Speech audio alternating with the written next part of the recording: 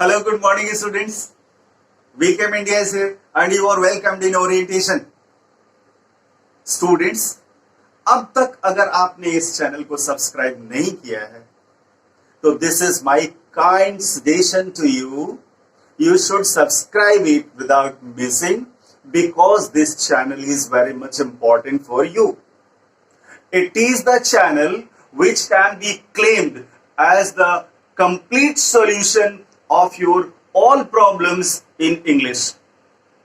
English में कोई भी समस्या होगी यह चैनल आपका साथ देगा और आपकी उस समस्या का समाधान देगा. So you are suggested to subscribe this channel and push the bell icon too. Okay, now we must come to the topic. Students, today we are going to talk about job application. Job application is a part of formal letter writing. It is very important part.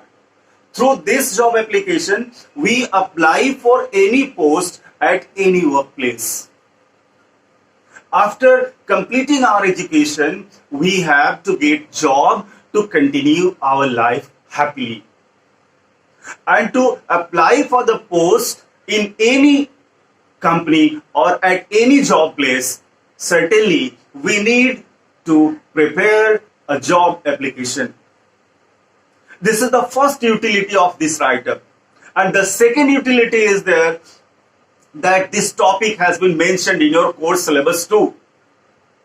And in your board exams, this question is asked for 6 marks or sometimes in 10 marks, for 10 marks too. So just you hear it. Job application की उपयोगिता हमारे job के लिए apply करने में है. इसके माध्यम से हम किसी जॉब के लिए अप्लाई करते हैं.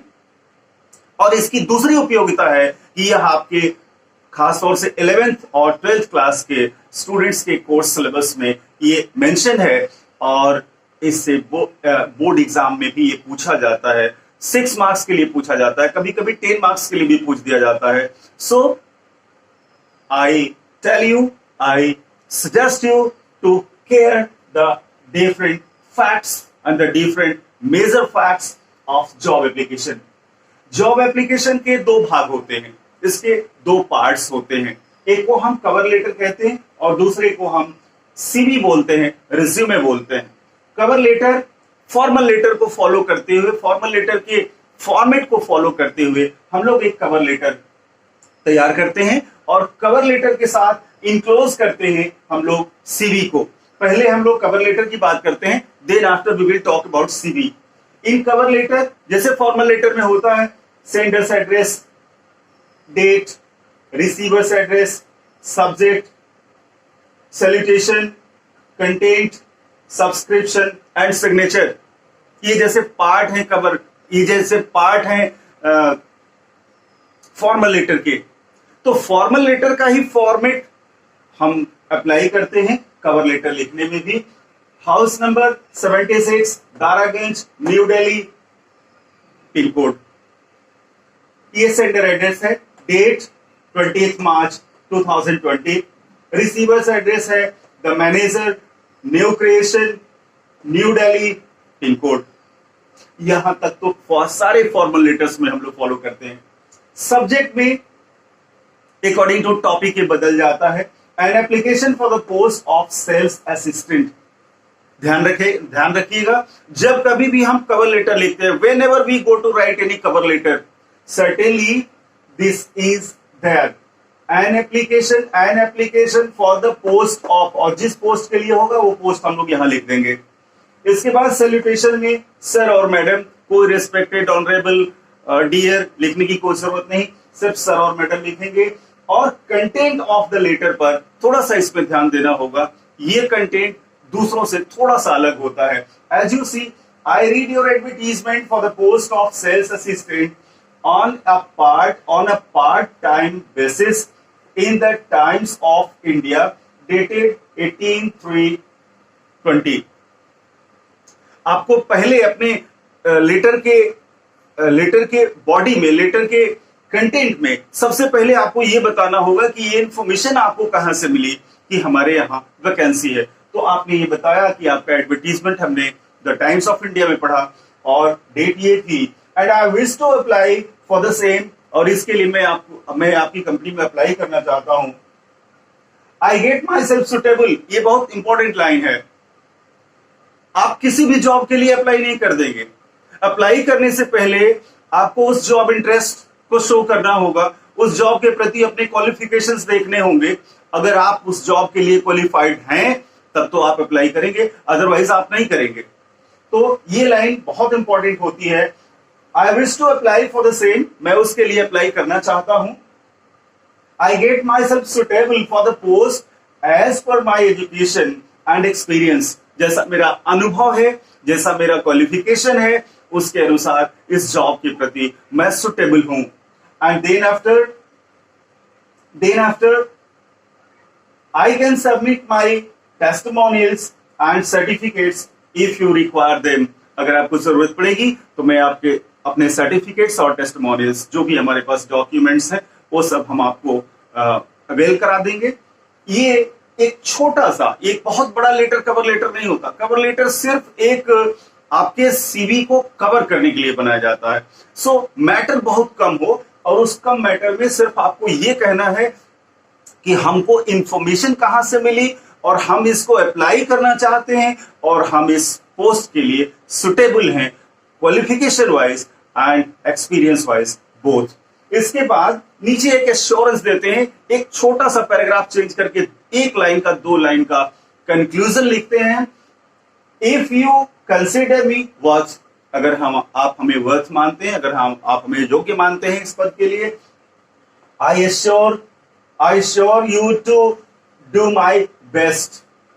मैं आपको assure करता हूं कि मैं अपना बेस्ट दूंगा, and up to your satisfaction level, आपके satisfaction level तक मैं इसे ले जाऊंगा और आपको संतुष्ट करूंगा। फिर नीचे योर सिंसियरली अभय मिश्रा, यहां कोने में हम दे देते हैं इनक्लोज रिज्यूमे, इसके साथ हम रिज्यूमे भी सबमिट कर रहे हैं। 10 cover letter is a very simple letter through which we go to tell that I have got this information from this source, and you have a vacancy, and for that vacancy, for that vacant post, I am interested to apply because I am the suitable candidate for the same, as I have got my proper education and proper experience too. In the same manner, cover letter is over. Cover letter is a simple letter. अब curriculum वाइटे पे आते हैं। इस curriculum वाइटे को हम लोग short form में CV भी कहते हैं, और इसी को हम रिज्यूमे भी कहते हैं। बहुत लोग इसको बायोडाटा भी कहते हैं, लेकिन मैं इसको बायोडाटा नहीं कहता। Biodata is something different. Biodata is a personal detail of anyone, and CV and resume is a qualificational and professional detail of an individual. एक व्यक्ति का व्यक्तिगत विवरण जो होता है वो बायोडाटा होता है, और एक व्यक्ति का प्रोफेशनल विवरण जो होता है वो उसका रिज्यूमे होता है और करिकुलम वाइटे होता है। करिकुलम वाइटे लिख सकते हैं आप, या रिज्यूमे लिख सकते हैं, शॉर्ट में आप सीवी भी लिख सकते हैं, देयर इज नो मैटर। और इसमें आपको अपना प्रोफेशनल डिटेल देना है, केवल प्रोफेशनल डिटेल। तो सबसे पहले आप इसमें नाम भरते हो, अभय मिश्रा, नाम लिख के आगे डैश देके, और Abhay Mishra. Father name Shreyas N Mishra. Date of birth 20 March 1995। Then language known Hindi and English, and then marital status married. इसके बाद एजुकेशन का जब विवरण हम देते हैं तो थोड़ा जगह कम थी, इसलिए हमने इसको पूरा नहीं बनाया। जस्ट टू सी, इसमें सिर्फ दो एजुकेशन के 2 पार्ट्स हमें दिए हैं, बीटेक एंड एमटेक। यहां आप कुछ भी दे सकते हैं, बीटेक और एमटेक। बीटेक आईआईटी कानपुर से आपने किया है, 2010 में किया है, 80% मार्क्स मिले हैं आपको। BTech IIT Kanpur 2010 and 80% marks. MTech IIT Kanpur 2012 92% marks. And experience working as software developer with Alpha Tech since 2015, ये आपका एक्सपीरियंस है। अल्फा टेक में सॉफ्टवेयर डेवलपर के रूप में आप काम कर रहे हैं। स्ट्रेंथ, आपकी क्षमता क्या है, आप में खास बात क्या है। तो स्ट्रेंथ में गुड टाइम मैनेजमेंट आपने दे दिया एंड सॉफ्ट स्किल्स आपने दे दिया। इसके बाद आईटी स्किल्स में आप क्या क्या जानते हैं वो आप यहां दे दीजिए। और इसके बाद रेफरेंस देना होता है। रेफरेंस कम से कम 2 सम्मानित व्यक्तियों का नाम, उनका पद और हो सके तो उनका फोन नंबर भी हम लोग रेफरेंस के तौर पर देते हैं। और इसके बाद डिक्लेरेशन आपके सीवी का सबसे इंपॉर्टेंट पार्ट होता है। बहुत सारी किताबों को आज हमने देखा लेकिन उसमें उसने डिक्लेरेशन नहीं दिया था। बहुत हेल्प बुक्स में भी आप देख सकते हो उसमें डिक्लेरेशन नहीं दिया है, लेकिन आपके सीवी का, आपके रिज्यूम का डिक्लेरेशन बहुत इंपॉर्टेंट पार्ट है। ऐसे डिक्लेरेशन टॉपिक देते हैं और आगे लिखते हैं, I declare that the information given above is right as per my knowledge. जहां तक मैं जानता हूं ऊपर जो इंफॉर्मेशन मैं दे रहा हूं वो सही है। और इसके बाद यहां प्लेस देते हैं, डेट देते हैं, यहां सिग्नेचर करते हैं और नीचे अपना पूरा नाम लिखते हैं। This is the proper format of CV. और इस तरह से आप एक अपनी सीवी डेवलप कर लेंगे। अगर क्वेश्चन बोर्ड में आता है और उसमें ये इंफॉर्मेशन दिए रहते हैं तो अकॉर्डिंगली आप सीवी फॉर्मेट करते हैं। और अगर अपने व्यक्तिगत यूज के लिए आपको बनाना है तो आप अपने इंफॉर्मेशन के साथ इसको बनाएंगे। एक चीज और खास इस जॉब एप्लीकेशन में है जो मिसमैच है और वो बताने के लिए जानबूझ के हमने ऐसा किया है। आप एक चीज ध्यान दीजिए कि पोस्ट है सेल्स असिस्टेंट का, पोस्ट है सेल्स असिस्टेंट का और आपका क्वालिफिकेशन क्या है, बीटेक। आपने बीटेक किया है। आप काम क्या कर रहे हैं, तो आप सॉफ्टवेयर डेवलपर का काम कर रहे हैं। ध्यान दीजिए यहां जो डिमांड है वो सेल्स असिस्टेंट की है और आप काम कर रहे हैं सॉफ्टवेयर डेवलपर का। आपकी यह सीवी इस पोस्ट के लिए सुटेबल नहीं है। आपके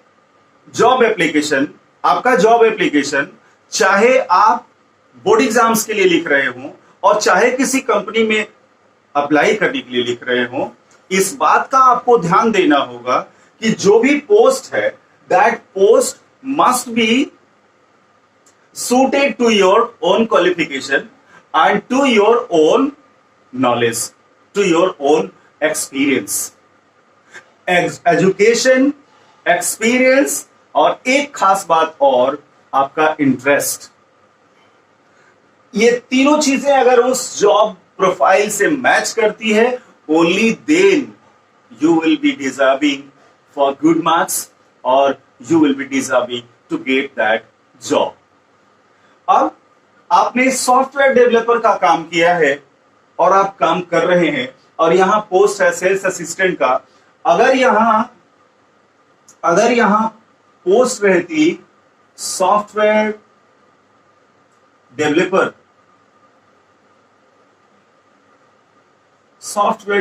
का अगर पोस्ट होता और यहां भी आप लिखते सॉफ्टवेयर डेवलपर,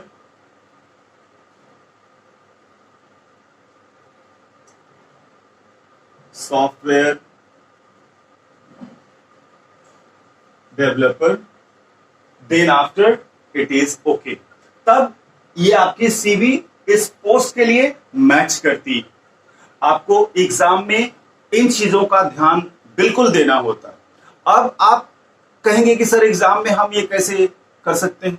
एक चीज आपको ध्यान रखना होगा कि एग्जाम में जो कवर लेटर आप बनाते हैं, जिस पोस्ट के लिए वैकेंसी होती है, उस पोस्ट के रेलिवेंट एजुकेशन आप यहां देंगे और एक्सपीरियंस भी उसका रेलिवेंट देंगे, उससे मिला जुला देंगे। ऐसा नहीं कि ये दूसरा हो जाए और ये दूसरा हो जाए, तो certainly that time you will lose your marks. So this is the complete format, this is the complete way to apply for any job or to write job application in your exams. As I think that this video will help you in drafting job application in future wherever you need whether for your examination or to apply a job at a workplace. Is it okay? And if there's any confusion, you are welcome in comment box and you should write your query. Certainly, I would help you. I would respond you. Wishing you all the best. Thank you very much.